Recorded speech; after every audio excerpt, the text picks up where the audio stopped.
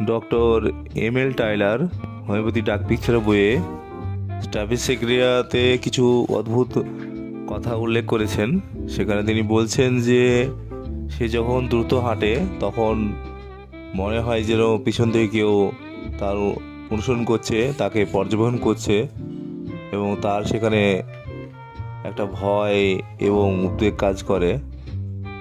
এবং ল্যাকেসিস মেডোরিয়ামে এবং স্ট্র্যাপিসেক্রিয়াতে এই জিনিসটা আছে। তিনি একটা কবিতা ছন্দের মতো একটা কবিতা উল্লেখ করছেন।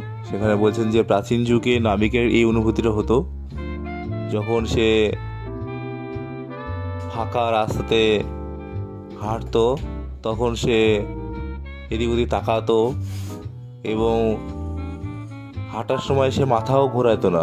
হ্যাঁ, তার মনে হতো যে তার পেছনে কেউ, কোনো শয়তান, সে তাকে অনুসরণ করছে।